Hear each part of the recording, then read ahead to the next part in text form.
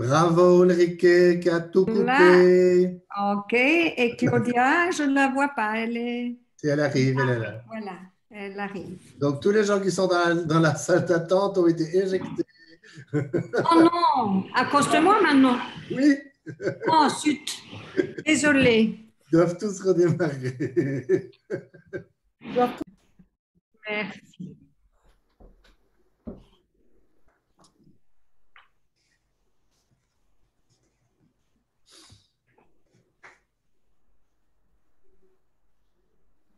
Bonjour, bonjour tout le monde. Bonsoir.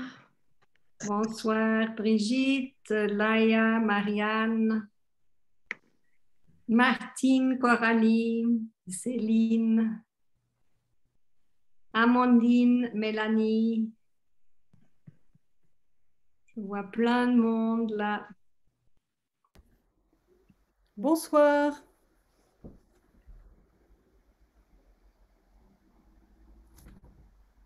Bonsoir. Bonsoir Claude.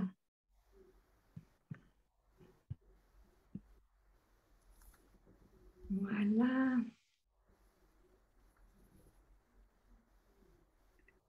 Et Claude, il nous a quittés. L'autre Claude? Oui, il a enlevé sa caméra maintenant. Ah, Oui. ok. D'accord.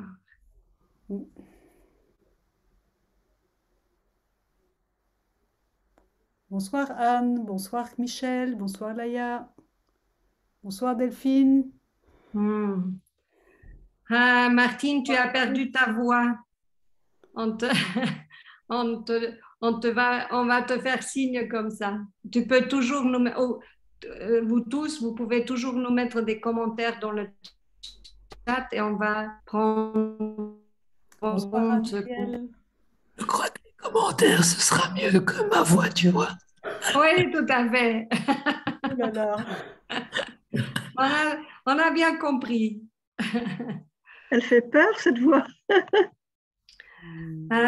Comme on va parler de l'hypersensibilité ou de la haute capacité et de la haute sensibilité, si c'est pas trop inconfortable pour vous, ça serait quand même plus agréable si vous mettez votre caméra, vous affichez votre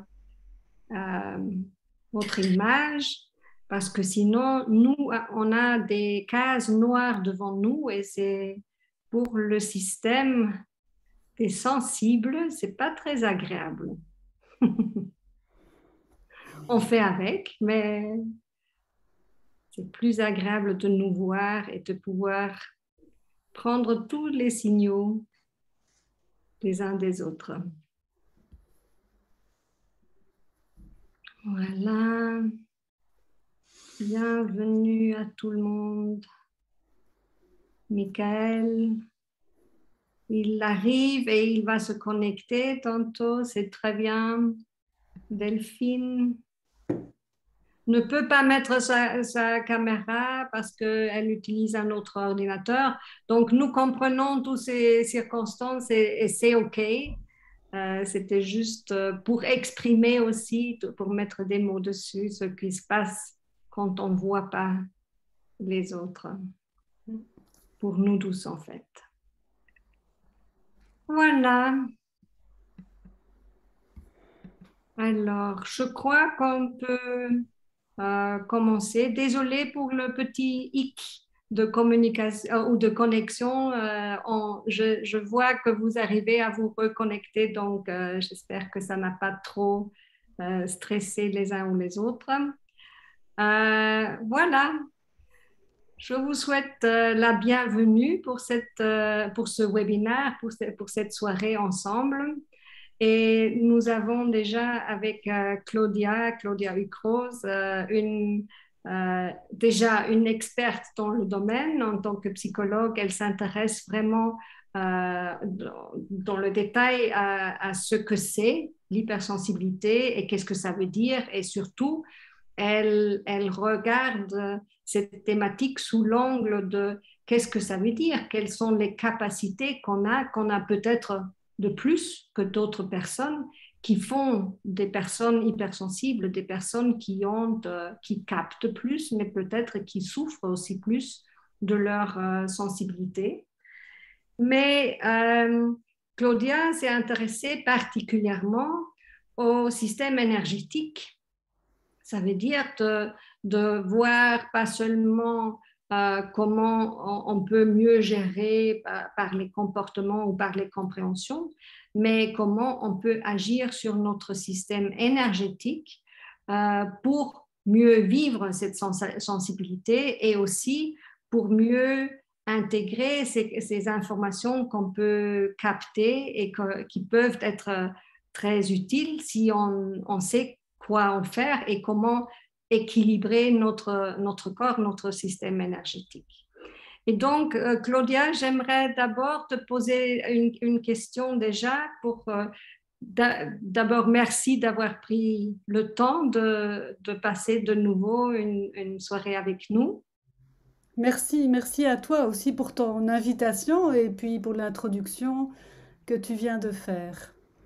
Et j'aimerais te poser une première question, c'est déjà toi, pourquoi ça t'intéresse? Pourquoi tu es arrivé à t'intéresser à cet aspect énergétique dans cette thématique?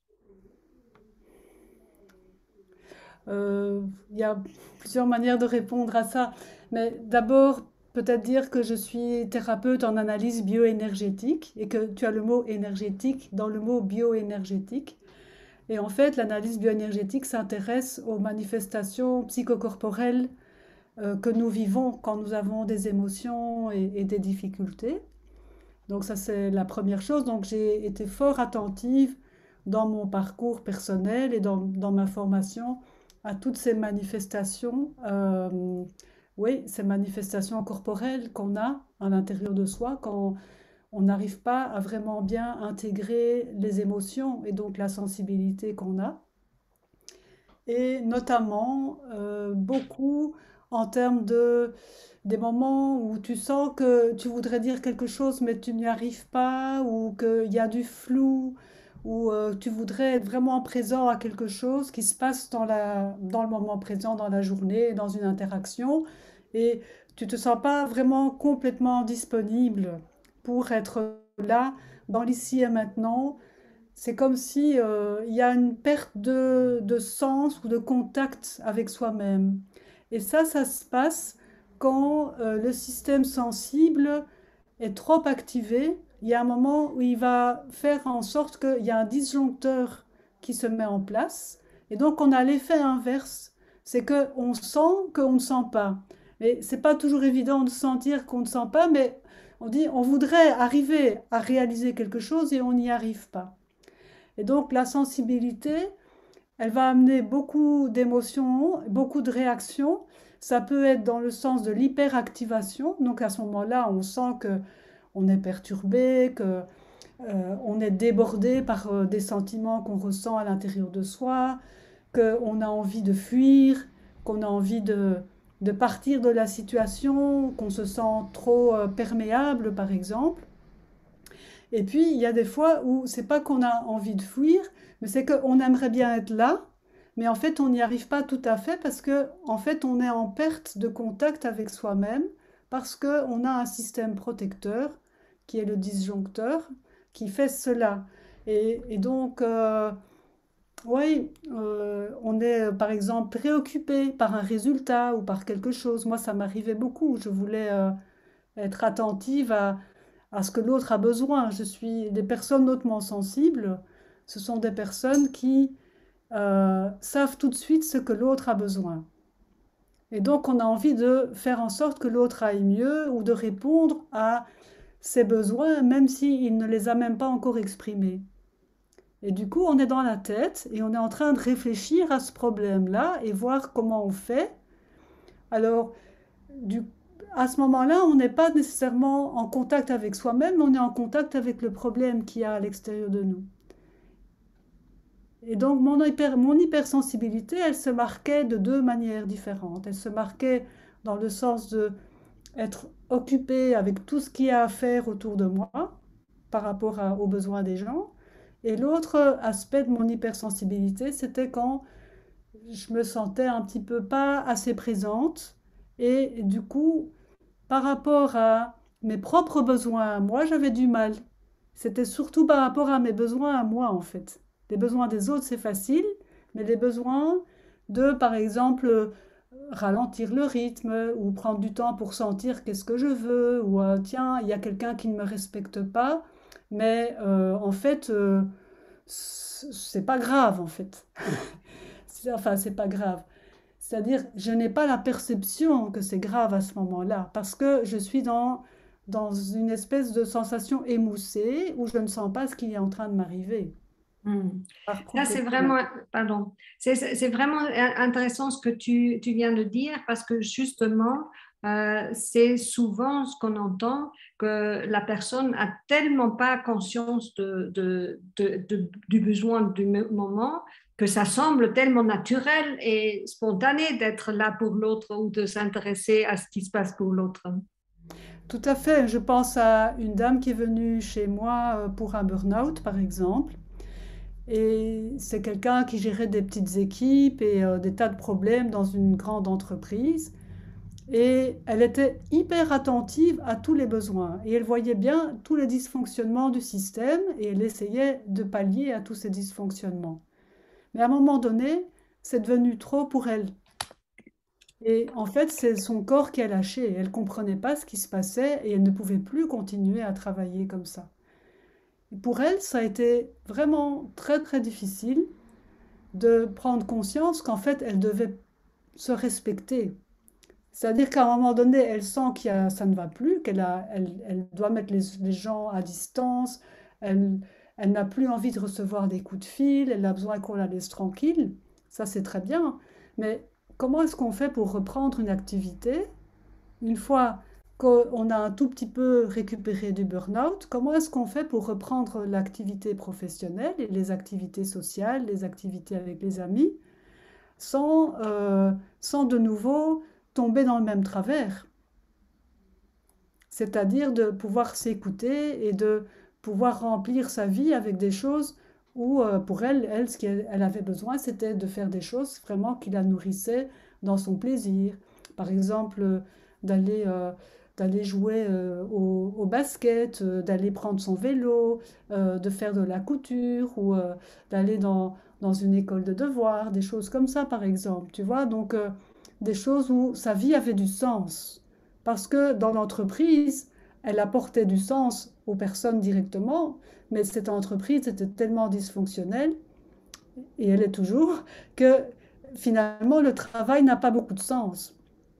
Mm.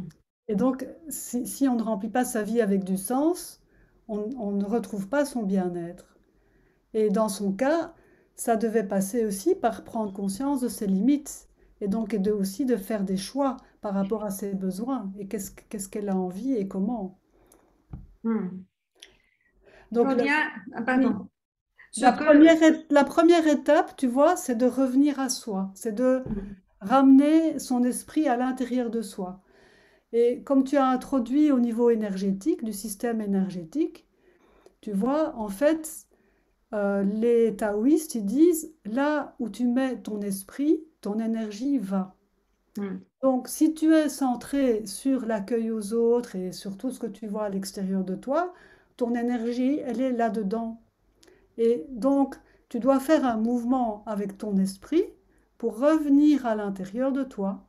Et à ce moment-là, tu vas de nouveau récupérer petit à petit de l'énergie vis-à-vis de toi-même, vers toi. Alors ça, c'est en général. Maintenant, les personnes hautement sensibles n'ont pas le même système énergétique que les autres personnes.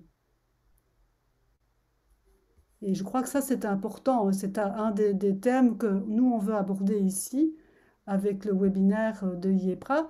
C'est effectivement cette question du système énergétique. Et je vais vous partager une petite diapo que vous allez voir ici. Et donc, vous voyez ici deux systèmes énergétiques avec les corps dans des couleurs. Ça s'appelle les auras. Et puis, il y a aussi les chakras qui sont en couleur. Et l'image à gauche, vous voyez quelqu'un qui est, je dirais, avec une sensibilité normale, habituelle, pas trop sensible. Et à droite, vous avez une aura qui est beaucoup plus lumineuse, beaucoup plus claire. Et vous voyez aussi que le canal central est beaucoup plus lumineux, beaucoup plus grand, beaucoup plus fort. Et l'aura est plus large aussi, tout autour de la personne. C'est quasiment transparent. Et bien ça, c'est vraiment le système énergétique de quelqu'un avec une haute capacité de perception. Et donc, dans les hautes capacités de perception, il y a bien sûr l'hypersensibilité, mais parfois, on peut aussi parler de personnes qui ont des hauts potentiels ou des personnes qui ont un fonctionnement un petit peu différent de la plupart des gens. Tu vois, qui n'ont pas une structure de pensée linéaire, par exemple. Hmm. Est-ce que tu dirais que quand on parle de quelqu'un ou quand quelqu'un est perçu ou caractérisé comme hypersensible, que d'office, on peut parler de quelqu'un qui a des hautes capacités de sensibilité? Tout à fait. Tout à fait. C'est-à-dire que ce sont des personnes qui vont toujours aller plus loin que la première réponse à une question.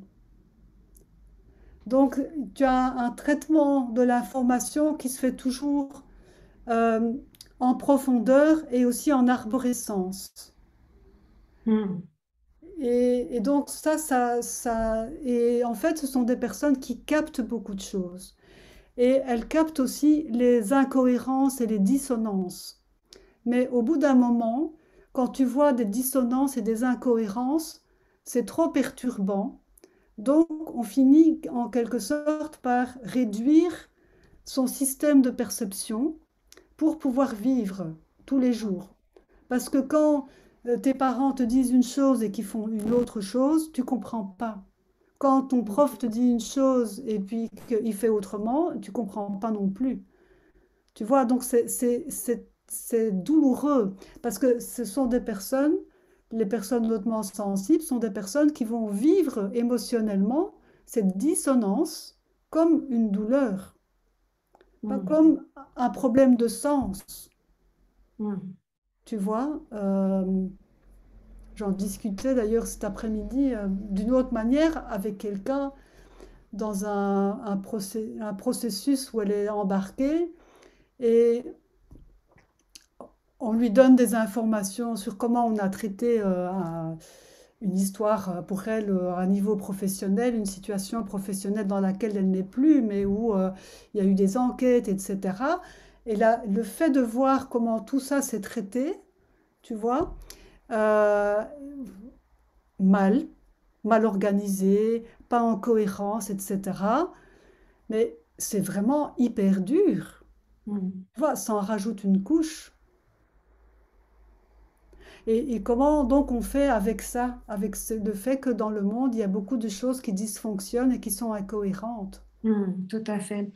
Euh, j'ai justement un exemple qui le montre parce que ça va vraiment dans un extrême. Donc, c'est une personne qui capte les pensées des personnes. La sensibilité va jusque-là. Pas Oui, seulement capter l'intention de la pensée, mais vraiment le mot par mot de la pensée. Et donc, au point où elle entend les pensées quand il va dans un tram ou quand il sort quelque part, qu'il entend ce que les gens pensent et c'est insupportable. Et surtout, il entend quand on dit quelque chose et la pensée n'est pas cohérente avec ce qu'il dit. Lui, il entend tout le temps les deux informations.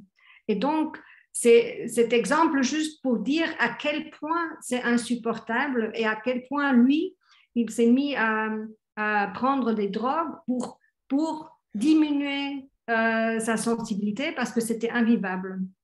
Et donc, nous, on ne l'a pas à ce degré, mais peut-être l'inconfort et le besoin de se réduire ou de réduire notre sensibilité, c'est un peu le même. C'est à un autre degré, mais le mouvement est le même. Oui, je comprends tout à fait ce que tu dis et je vais revenir à ma petite photo pour expliquer en fait que, si tu veux, notre système énergétique, l'aura, les corps subtils qu'on a autour de soi, ce sont des systèmes qui captent les informations.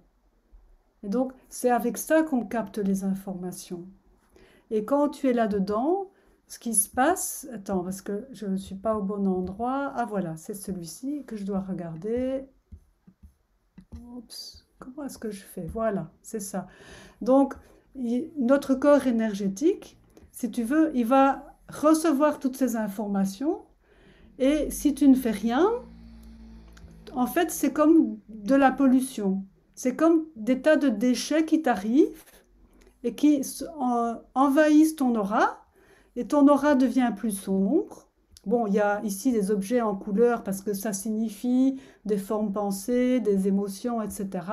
Tu vois ici, la colonne centrale, elle est quasi nulle. Il n'y a pas de connexion avec le ciel et avec la terre. Et les chakras sont très peu lumineux. Et donc, en fait, quand les êtres communiquent, tout se communique avec les auras et au-delà même de la parole.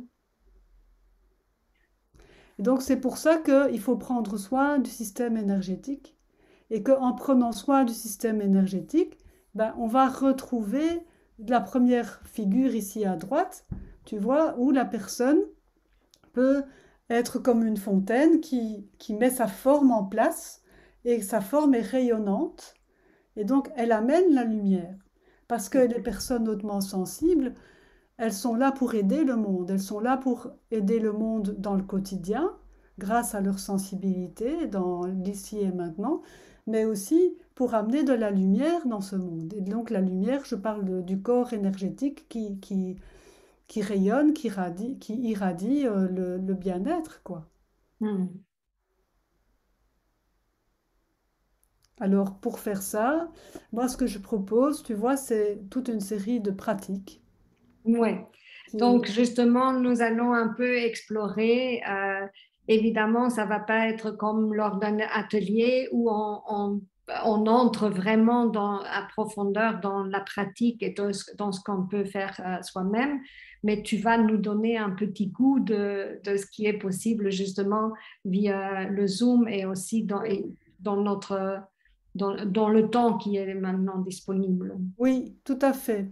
Avant de faire ça, je voulais juste venir sur cette photo-ci, où on voit en fait deux personnes en interaction, et vous voyez là, ça c'est ce qu'on va appeler une fusion, c'est-à-dire que les personnes communiquent, mais leurs auras se sont mises ensemble.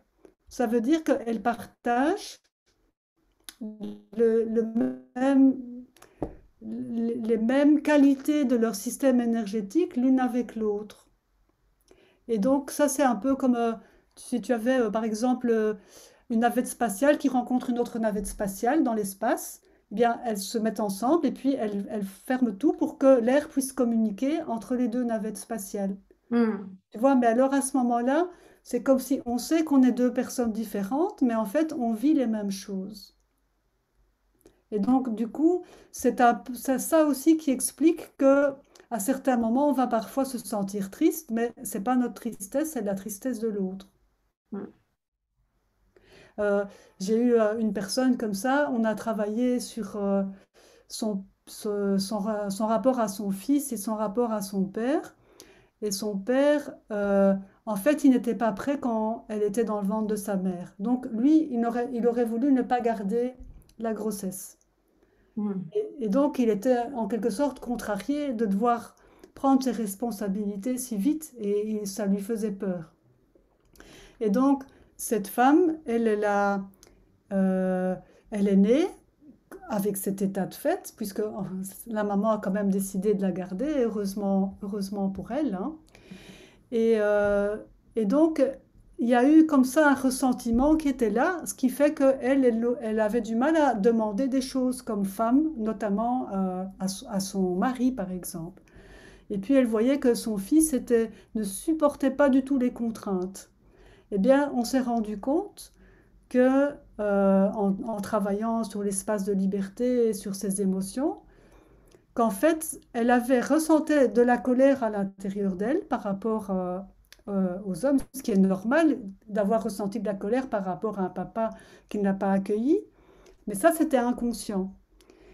Et donc, on a mis ça à jour, et puis en mettant ça à jour, j'ai réalisé que, en fait, le foie de son père et son foie étaient intriqués, c'est-à-dire qu'ils vibraient à la même fréquence. Et du coup, elle, ce qu'elle ressentait, c'était aussi la contrariété de son père, d'avoir dû faire face, d'être un père si tôt, même si c'était peut-être pas si tôt que ça pour lui dans sa vie d'adulte, mais par rapport à son subjectif. Et quelque part, il y avait un lien entre la colère de son fils et la colère qu'elle, elle avait enfouie. Mm.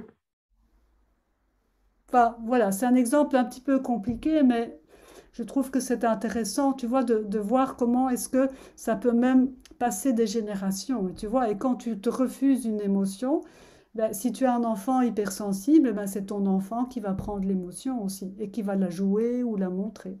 Mm. Justement, on parle souvent, on entend souvent des parents, des familles où ils disent je ne comprends pas parce qu'il y a un enfant qui porte un mal-être et que les autres enfants ne semblent pas ressentir et ne pas vivre. Oui, tout à fait. Je suis moi-même ahurie de voir aujourd'hui, bon, aujourd'hui je suis grand-mère, hein,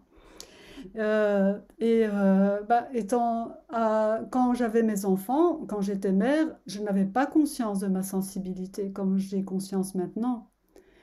Et du coup, je n'avais pas non plus conscience de la sensibilité et de l'importance d'accueillir la sensibilité de mes enfants. Mm. Et donc, même si j'étais une mère plutôt bienveillante et attentive à mes enfants, je ne comprenais pas cette sensibilité-là. Mm. Et donc, c'est seulement vraiment dans cette dernière dizaine d'années, j'ai envie de dire que vraiment c'est un sujet qui devient de plus en plus évident, plus connu, plus public, et il ne se passe pas un jour sans qu'on ait un message sur un webinaire ou quelque chose sur l'hypersensibilité, Mm. parce que c'est un thème important. Mhm. Mm. Hmm. Je vais déjà un peu faire une petite question aux participants. N'hésitez pas si vous avez des questions à ce stade-ci ou des choses que vous aimeriez contribuer. N'hésitez pas à intervenir, à faire signe si vous pouvez, si vous voulez partager quelque chose peut-être.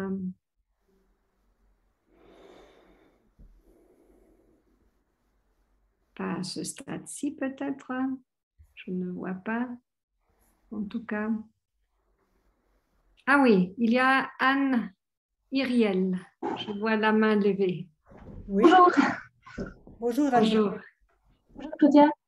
Ma question c'était, je me suis rendu compte que j'étais hypersensible assez récemment et ça me pèse et je voudrais savoir comment transformer ça en une force et pas quelque chose qui est un poids qui m'empêche d'être heureuse et sereine dans ma vie de tous les jours. La première étape, Anne Iriel, c'est d'accepter cette hypersensibilité. Ça, c'est pas toujours évident, parce qu'on la voit comme un handicap. Et donc, du coup, on a envie de se battre contre elle, plutôt que d'aller avec elle. Et la personne dont je parlais tout au début, là, qui était dans le burn-out, elle avait beaucoup de mal à reconnaître cette hypersensibilité pour elle. Donc c'est très chouette de l'accueillir et de l'accepter par rapport aux autres, par rapport à ce que ça nous permet d'apporter aux autres. Mais comment accepter ce que ça implique pour moi? Hmm. Ça, c'est vraiment pas évident. Et donc, il y a à la fois, si tu veux, un côté de d'activer son féminin, d'activer sa douceur, d'activer le fait de dire ok, je peux être douce avec moi-même, activer ma douceur, c'est très important.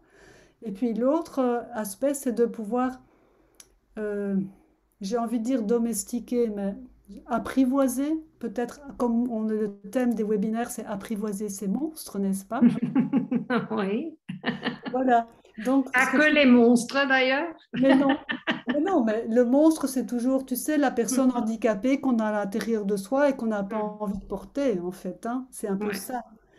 Et donc c'est effectivement, c'est très important de d'apprivoiser. Et apprivoiser, il y a une dimension, comme je disais, d'accueillir, d'être dans la douceur, mais il y a aussi une dimension de discipline et de domestiquer.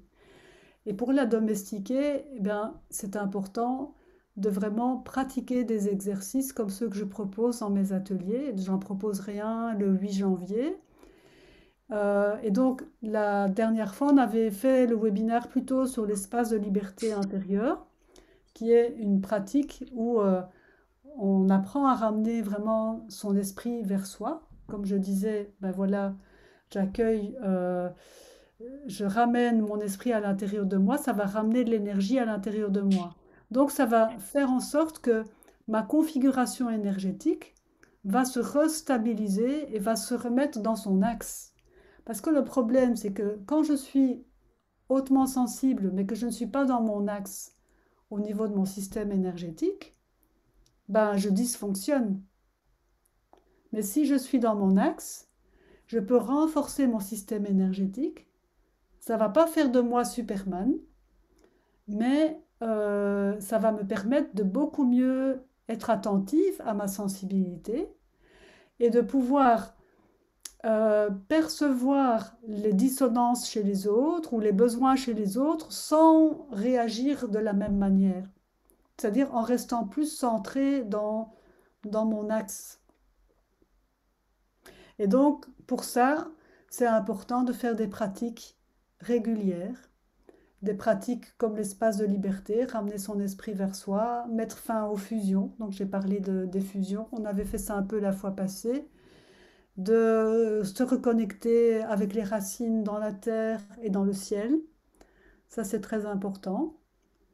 Et alors, il y a aussi des pratiques comme celles que j'avais envie de vous proposer aujourd'hui. C'est ce qui m'était venu hier dans ma promenade, c'était de vous proposer le mantra « Je suis ici maintenant dans ce qui est ». Parce que pour moi, c'est une pratique avec la respiration qui permet vraiment aussi de dégager, de nettoyer notre système énergétique et de nous ramener dans l'ici et maintenant. Alors, est-ce que... Je voulais juste voir parce que Brigitte semblait avoir fait signe de la main. Tu voulais poser une question ou contribuer Oui. quelque chose? Oui, j'ai une question. Parce que j'ai l'impression de moi aussi d'être très sensible aux autres et je suis aussi thérapeute et je me rends compte dans mon travail où je suis bien portée sur l'autre ou alors je suis portée sur moi-même, mais je ne peux pas faire les deux en même temps. Ou alors je me coupe de l'autre, ou je suis sur moi, ou alors je suis sur l'autre. Mais être, je trouve ça très difficile. Ben, merci beaucoup pour ta remarque et ta question en même temps. C'est exactement là la difficulté et je crois que cette difficulté, elle est là pour beaucoup de personnes. C'est une question de pratique. Plus tu vas être centrée et forte dans ton axe, plus tu vas pouvoir interagir avec l'environnement. Et interagir avec l'environnement, je parle d'environnement parce que l'environnement, c'est la pièce où tu te trouves, c'est la nature, c'est aussi les autres qui sont là. Et en fait, à un moment donné, c'est comment est-ce qu'on fait pour communiquer et dialoguer dans un système où en fait il y a une résonance qui s'opère. Mais une résonance où ton système reste aligné et reste à la fois, tu es centré avec toi-même, mais tu es dans une vraie communication, dans un vrai contact. En Gestalt, on va parler de contact, mais le contact, c'est cette présence qu'on a dans le lien, en fait, tu vois. Et ça, cette présence-là, c'est quelque chose qui est très peu présent dans la plupart des interactions dans la société humaine. Et c'est quelque chose vers lequel nous devons absolument évoluer aujourd'hui si nous voulons vivre dans un respect mutuel. Et pour le faire, c'est d'abord apprendre à être en soi, et puis petit à petit apprendre à se poser ensemble. Et donc je vais vous proposer, si c'est OK qu'on démarre maintenant la pratique, je vais vous proposer de faire ça d'abord. Et puis je vais vous guider avec mon petit mantra. Ça va? Donc on peut remettre peut-être l'affichage en galerie. Ce sera plus facile. Moi, je te vois, Ulrike, en principal pour l'instant, mais je peux changer ça chez moi. Voilà, je me trouve dans la galerie, c'est super. Chacun peut changer Oui, voilà, exactement. position galerie. Oui. Et donc, la première chose que nous avons à faire pour pouvoir entrer en communication et dans cette présence, c'est d'abord de revenir à soi-même. Et donc, là, vous devez arrêter de regarder l'écran. Et c'est un peu comme si vous avez les yeux sur l'écran et vous ramenez les yeux vers l'intérieur de vous, vers votre poitrine et puis vers votre ventre. Bon, d'habitude, ça prend quand même un petit peu de temps. Ça peut aller très vite quand on a l'habitude. Et donc voilà. Et donc, vous devez attendre un signal. Et le signal, c'est votre corps qui vous dit « Ah, tu es à l'intérieur de moi ». On va dire que c'est le corps qui dit à votre esprit qu'il est à l'intérieur. Donc c'est souvent un signal dans le sens, par exemple, si vous posez votre esprit, votre attention dans votre ventre, de sentir un petit quelque chose dans votre ventre. Ça peut être une sensation de watts ou une boule d'énergie. Ça peut être visuel parfois. Parfois pour certains c'est plus comme une lumière, mais de vraiment vous poser dans l'endroit où vous sentez que vous pouvez vous mettre en mouvement dans le souffle, dans le ventre.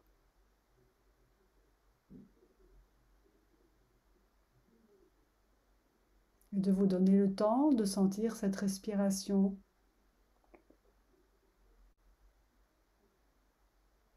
Et à partir de ce centre, dans le ventre, vous pouvez aussi sentir votre colonne centrale ou canal central.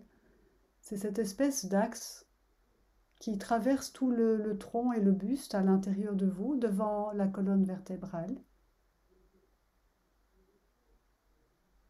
Vous vous mettez vraiment à l'intérieur et vous sentez qu'il peut y avoir un mouvement avec la respiration. Ça peut être un mouvement d'expansion à l'inspire et de concentration à l'expire, mais ça peut aussi être un mouvement de aller et venue du bas vers le haut et du haut vers le bas.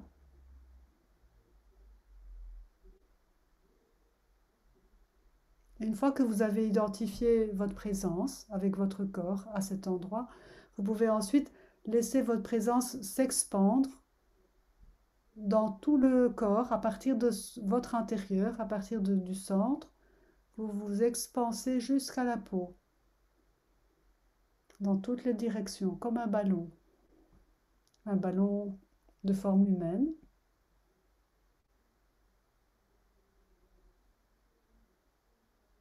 Et puis vous pouvez aussi percevoir le sol et la pièce autour de vous.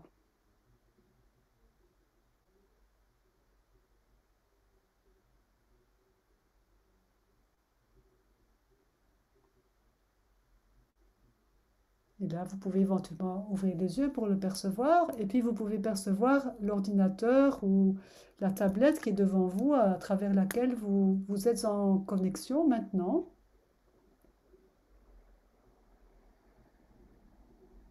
Et là, moi, je vois des visages. Et vous pouvez vous rapprocher de l'écran et puis voir qu'est-ce que ça vous fait d'aller dans le monde de l'autre, tout en restant présent à vous-même. Et de voir que chaque visage ou photo évoque quelque chose de différent, une sensation, une émotivité différente. Et qu'est-ce qui se passe au fur et à mesure que vous vous sentez regardé?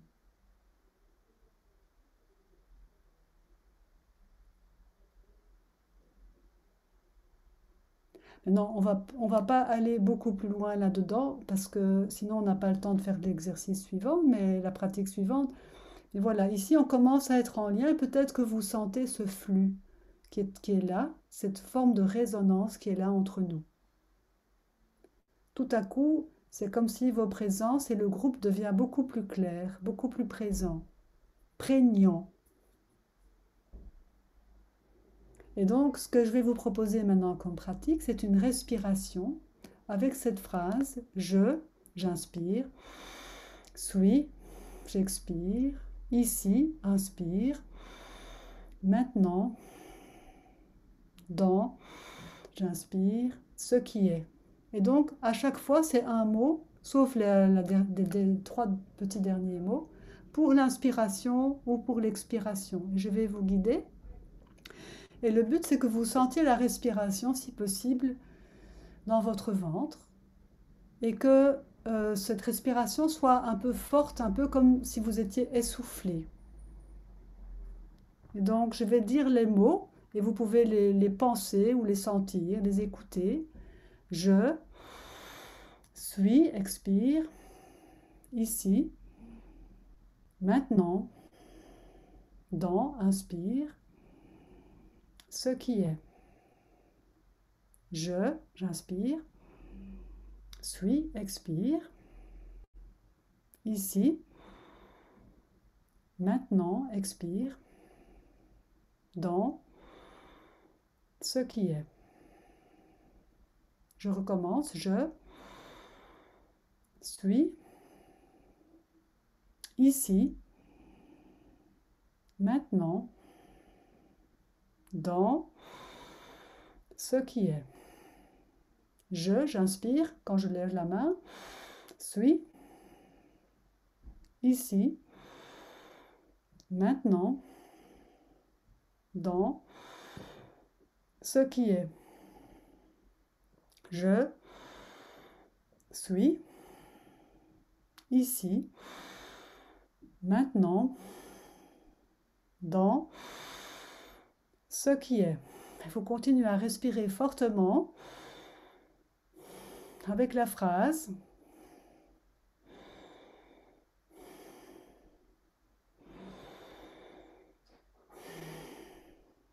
Je suis ici, maintenant, dans ce qui est.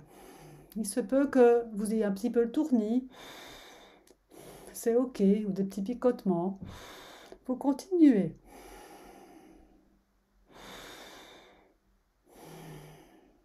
Je suis ici, maintenant, dans ce qui est. Pensez que quand vous expirez, ça repousse depuis le centre. Et à l'inspire, vous revenez vers vous, vers votre centre.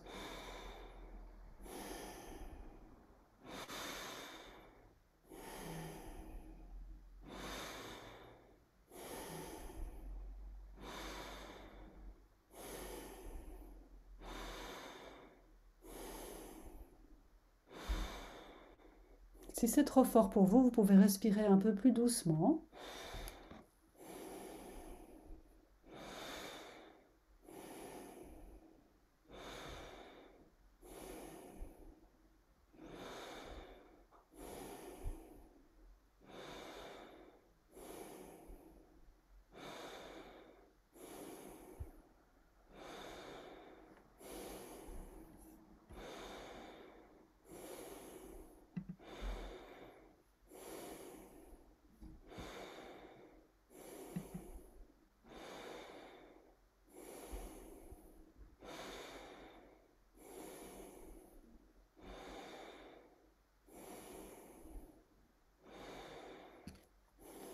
On va faire encore une dernière fois. Je suis ici, maintenant, dans ce qui est. Voilà, plutôt doucement, vous reprenez votre respiration, plus calmement.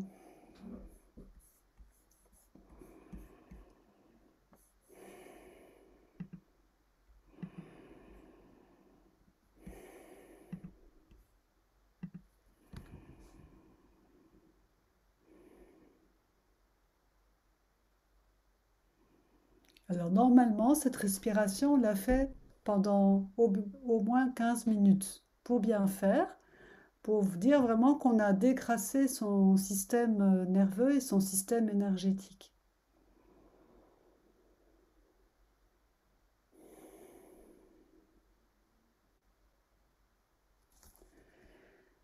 Voilà, Ulrike, je ne sais pas comment ça s'est passé pour toi et pour les autres, hein, donc on peut partager.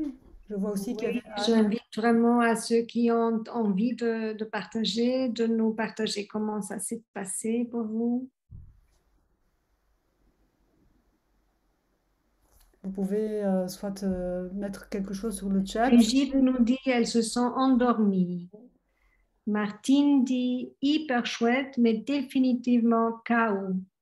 Oui, c'est très bien, c'est très bien. Effectivement, quand on active son système énergétique, on peut avoir aussi des réactions, avoir envie de dormir ou un peu KO, parce que, il y a une espèce de reset qui se fait, et aussi une montée en vibration aussi. Quand je dis monter en vibration, en fait, on a tous une identité vibratoire, donc c'est-à-dire une forme de... C'est comme si notre corps, en fonction de notre état, va émettre sur une certaine longueur d'onde. Déjà, rien qu'avec les émotions, hein, avec la peur, par exemple, c'est une longueur d'onde très basse. La joie, c'est une longueur d'onde beaucoup plus élevée. Mais nous aussi, on a plein de longueurs d'onde comme ça. Et donc, on a un spectre de rayonnement et de fréquences vibratoires. Et quand on est plus aligné dans son système énergétique, notre fréquence vibratoire va être plus élevée. Et ça passe par ce changement, cette transition passe par avoir envie de bâiller, par se sentir endormi, des choses comme ça.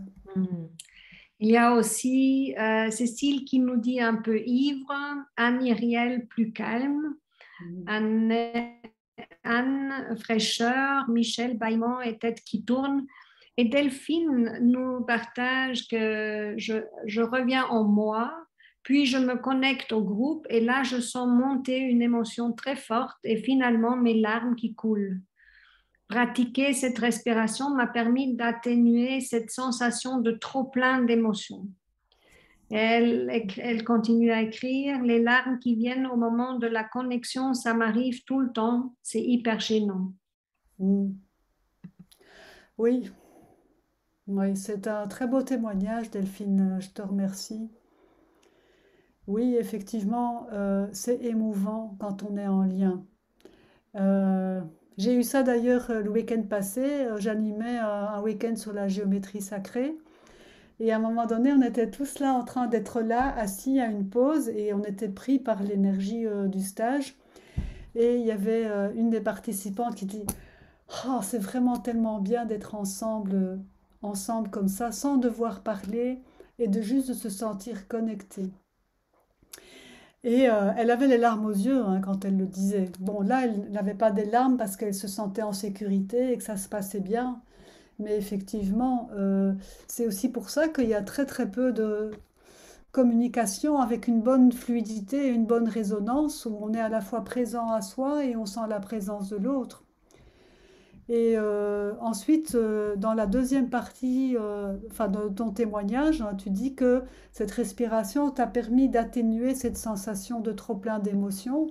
Effectivement, parce que réguler ces émotions, ça passe par j'inspire vers ce que je sens et j'expire, j'extériorise.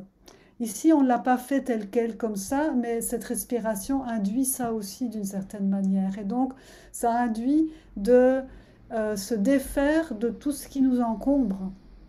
Et donc, peut-être que les larmes qui sont là, à la fois, c'est peut-être ta sensibilité, Delphine, mais c'est aussi peut-être aussi une sensibilité avec une accumulation de tas de choses qui te viennent, qui sont là et qui sont comme des sacs que tu as sur ton dos et sur tes épaules et que tu as plein de choses et qu'à un moment donné, il faut peut-être lâcher les sacs et la respiration permet ça.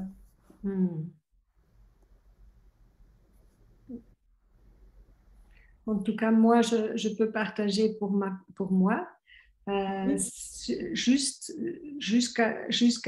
avant le webinaire, j'étais très focalisée sur les autres parce que j'avais aujourd'hui beaucoup de choses à gérer et beaucoup de séances de thérapie. Et donc, la respiration m'a fait bâiller et je me suis sentie justement, c'est le moment de retour à moi, à mon espace et rien que moi pour moi. Et c'est aussi pouvoir se lâcher et lâcher les bâillements qui permettent d'ouvrir et de laisser couler de nouveau de l'énergie différemment. Oui, En tout cas, c'est comme ça que je l'ai senti. merci. Tu sais, cette respiration comme ça s'appelle le processus de présence. C'est pour amener un nettoyage dans nos émotions. Et la première fois que j'ai découvert ça, c'était en 2017. Oui, c'était en 2017, je m'en souviens même. Vous voyez à quel point c'était important pour moi, malgré toutes mes années de pratique. Parce que j'avais un moment pour le faire et pour le pratiquer comme c'était proposé, c'est-à-dire 2 fois 15 minutes tous les jours, pendant 10 semaines. Je peux vous dire qu'avec ça, ma vie a beaucoup changé. Ça a amené énormément de changements. Ça m'a permis d'assumer les choix que je devais assumer et de les mettre en route. Donc voilà, c'est un partage personnel que je fais et pour vous dire à quel point cet exercice me touche et que si vous le prenez à cœur, ça peut vraiment vous apporter beaucoup. Il y a un audio qui existe, ben moi je pense que je dois en faire un parce que des gens me le demandent de temps en temps de faire un audio sur cet exercice-là. Et en tout cas, voilà, c'est des exercices comme ça que je pratique dans les ateliers que je propose. Cécile nous dit aussi, je trouve que c'est un bon exercice à faire en fin de journée de thérapie pour se décharger émotionnellement. Oui. Effectivement. Merci, Cécile, absolument. Oui, oui. Si on pouvait même à certains moments se dire, tu vois, on pourrait se connecter tous ensemble, se dire à telle heure, tiens, voilà, évidemment c'est vrai, on a tous des vies différentes, on a des horaires différents, mais de se dire, voilà, à telle heure, voilà, on fait ça ensemble, tu vois, on respire pendant une petite quinzaine de minutes, c'est génial, quoi. Et tu vois, ça aide au processus, oui. Ouais. Michael nous donne une observation très intéressante aussi. Je trouve intéressant de réussir à ralentir et je pense que bien utile pour les hyper, en accélérant la respiration. Donc, on ralentit en accélérant. Oui, oui, c'est ça. On passe à un autre mode, on passe dans un autre état. Et d'ailleurs, souvent, dans pas mal de pratiques chamaniques, on propose d'inspirer 7 fois très fort dans la colonne et puis de descendre, par exemple, ou on fait des respirations comme ça, sans nécessairement mettre ce petit mantra-là de la présence. Mais oui, c'est très important. Et alors, un autre petit truc, c'est que moi, grâce à ce mantra, à un moment donné, je me suis rendu compte que parfois, quand je marchais, je me prenais dans la nature, je ruminais de temps en temps des choses. Et je me dis, mais je ne suis pas là, je ne suis pas en train de profiter du moment présent. Et donc, comme j'avais intégré cette phrase et avec la pratique de la respiration, c'était devenu beaucoup plus fluide, hop, je me dis, ok, je reviens. Et je pense la phrase et je me mets dedans et alors ça revient. Tu vois? Et donc, du coup, je peux sortir de mes ruminations plus rapidement. Tout à fait. Anne nous dit le mental ne trouve pas sa place dans ce rythme, effectivement. Et je peux partager une forme différente. Je viens de passer quelques jours en Autriche et il a fait un temps juste magnifique. Et j'ai fait une randonnée avec ma sœur et ma nièce. Et ma nièce, elle est beaucoup en montagne et donc elle a un rythme bien. Elle est jeune et elle va vite, elle monte aussi, elle grimpe vite.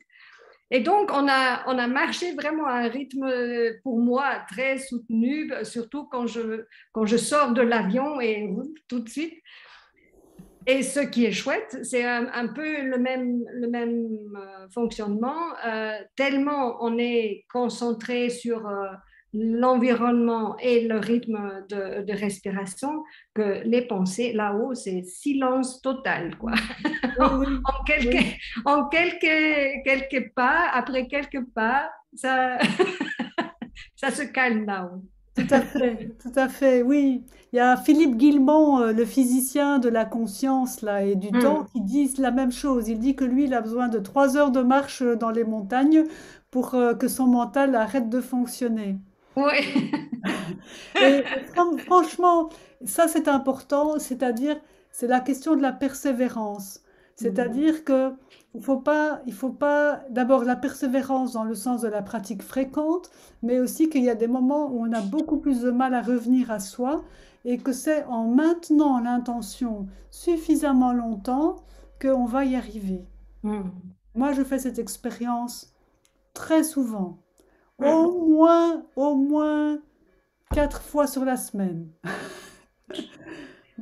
de prendre conscience que c'est vraiment trop, que Ah, c'est difficile, qu'il faut que c'est rester. difficile de revenir à toi et de faire Oui, quelque chose pour toi. oui, oui, oui, Hmm. oui, oui, oui, oui, oui, et même en ayant ma pratique. Donc, Hmm. vous voyez, faut pas vous décourager. Hmm. Voilà. Très bien, oui. On peut avoir des parts qui disent maintenant, je me suis suffisamment occupée de tout le monde, je ne veux pas encore m'occuper de moi en plus. Oui, c'est ça, mais il y a des moments où, c'est ça, tu as envie de t'occuper de toi, mais c'est comme si, tu vois, Pas l'énergie. le système est trop dispersé, Hmm. ou il est trop dans un autre rythme, il n'arrive pas à se connecter, soit parce qu'il est dans une hyperactivation mentale Hmm. et énergétique, ou parfois tu n'arrives pas à te connecter parce que tu es dans une hypoactivation. C'est ce que je mentionnais tout à l'heure, au tout Hmm. début, quand je disais, ben oui, parfois on n'arrive pas à sentir qu'est-ce qu'on vit à l'intérieur de soi. Donc on est à la fois hyperactif mentalement, mais on n'arrive pas à bien se sentir intérieurement. Et c'est le fait de revenir dans les sensations corporelles. Quand tu arrives à retrouver la présence dans tes sensations corporelles, ça, c'est magique. C'est ça Hmm. qui fait que tu as la capacité de reprendre les rênes en main de ton système énergétique. Hmm. Tant que tu n'es pas là-dedans, tu n'y arrives pas. Et donc, il faut commencer à retrouver cette sensation d'être corporellement présent à soi. Hmm. Je pense qu'on a déjà bien travaillé aujourd'hui, et parlé et Très, échangé. très bien. Très bien. Donc, évidemment, Claudia, elle a plein d'autres. Ah, Anne, tu voulais dire quelque chose? Oui, tu me dois mettre ton micro, Anna. On t'entend pas. Voilà. Bon là, moi Voilà. Claudia, j'ai juste par rapport à l'hypersensibilité, moi la difficulté dans la gestion, c'est par rapport à l'outil Internet, par rapport à l'outil, tu vois, les Zooms, enfin je veux dire, la vie actuelle fait que voilà, on fait par Zoom, on fait beaucoup, et moi je surchauffe, quoi. Mhm. Physiquement, enfin je veux dire, même si je peux me reconnecter en Oui. permanence, tu vois, quasiment toutes les minutes, je suis obligée de revenir à moi pour pas Ah, brûler, quoi. oui, alors ça, c'est très important ce que tu dis. Alors, quand on fait des pratiques sur l'hypersensibilité, il faut, une fois qu'on revient à soi, après qu'on arrive à gérer son système énergétique, à s'aligner, on peut enfin comprendre aussi qu'on peut régler le petit bouton du volume, tu vois?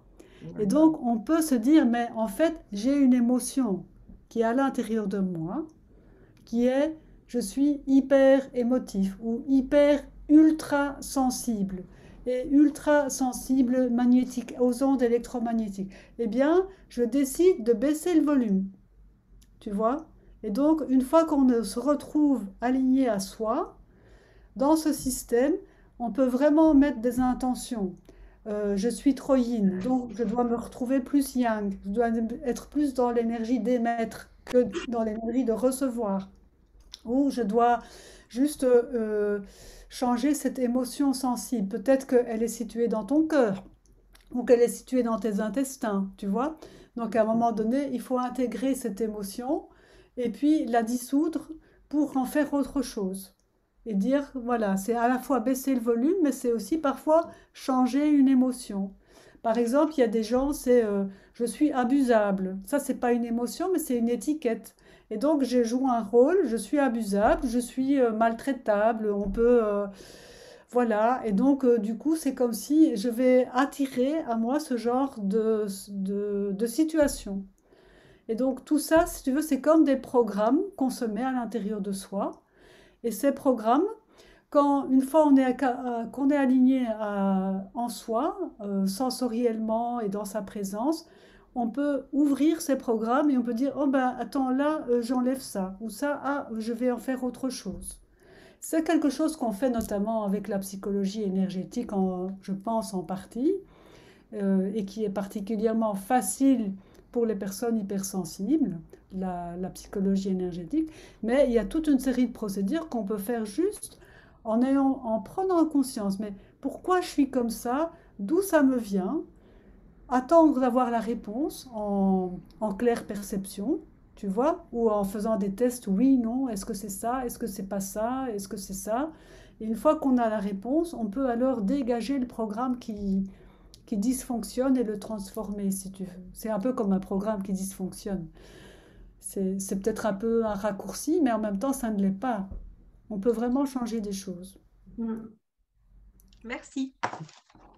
Oui, merci Claudia. Merci Anne pour cette question. Et Claudia, justement, effectivement, il y a dans la psychologie énergétique la possibilité de travailler justement sur des vécus qui ont pu justement renforcer cette hypersensibilité et qu'on peut aussi enlever cette composante de trop attentif, trop hypervigilant, trop tout le temps dans la perception, pour que ça devienne, comme tu dis, le bouton qu'on diminue. On peut le faire avec l'intention, mais on peut utiliser vraiment la psychologie énergétique aussi pour très concrètement voir où est-ce qu'on a peut-être fait installer un programme où c'était très important de tout capter tout le temps, en permanence. Oui, c'est ça, exactement. Si on a installé probablement un programme où c'était très important de capter, mais il y a aussi alors une deuxième partie à la réponse, c'est qu'on peut aussi mettre un dispositif énergétique j'ai envie de dire protection, mais enfin voilà, c'est-à-dire un dispositif qui va faire en sorte que les ondes ou ce qui se passe, ce qui vient de l'extérieur, ne va pas rentrer dans ton système, tu vois? Donc, par exemple, ben, toi, tu fais de la géométrie sacrée, Anne, avec moi. Donc, par exemple, une forme comme le dodécaèdre étoilé, qui est une forme très pointue avec 12 pointes, hein, c'est une forme intéressante notamment, mais ça peut simplement mettre l'image mentale de, voilà, ici, ça rebondit sur mes auras. Déjà ça, ça peut bien aider aussi. Tout à fait. Eh bien, merci beaucoup, Claudia. C'était à nouveau très, très riche et très, très inspirant. Et ça donne envie en tout cas, j'imagine, moi, ça me donne toujours envie de passer plus de temps sur ces thématiques, mais aussi sur la pratique. Et donc, si ça vous a donné cette envie aussi, on vous proposera de nouveau, comme Claudia l'a déjà mentionné, un atelier où vraiment on passe une journée à pratiquer, à vraiment aller plus en profondeur sur son propre système énergétique, mais aussi sur la compréhension de comment on peut agir sur ce système énergétique. Et nous ferons certainement encore des webinaires aussi où vous pouvez juste vous inspirer davantage. Et qui sait, peut-être ton idée, Claudia, de chercher un moment où on va faire la respiration ensemble, ça sera peut-être pas si compliqué à mettre en place. On peut réfléchir en tout cas. Vous pouvez déjà nous envoyer des mails pour nous dire si ça vous intéresserait ou pas. Donc, on aurait des indices si ça serait quelque chose qu'on peut relativement facilement mettre en place. Voilà. Claudia, tu voulais dire quelque chose pour le mot de fin, de la fin? Mais écoute, voilà, j'étais ravie de rencontrer toutes les personnes qui étaient présentes au webinaire, que j'ai senties très attentives et je me suis sentie en connexion avec vous et avec toi, Ulrike. Et voilà, la prochaine fois qu'on fait l'atelier, ce sera un samedi, ce sera peut-être plus facile pour certains de participer. Donc, ce sera le 8 janvier. Et puis, j'organise aussi des méditations et d'autres ateliers de temps en temps. Voilà, si vous voulez, il y a mon site web, hein, donc le35.be pour ces activités-là. Et au plaisir de vous revoir pour peut-être un autre webinaire ou une autre pratique. Oui, merci beaucoup et très bonne soirée. Et peut-être si ça vous dit, vous pouvez tous ouvrir votre micro, comme ça on peut se dire au revoir et nous entendre. Ça fait toujours plus chouette que de partir comme ça en silence. Merci beaucoup. Au revoir. Au revoir. Merci beaucoup. Bonne soirée. Bonne soirée. Au revoir. Merci beaucoup. Bonne soirée. Merci à vous. Bientôt.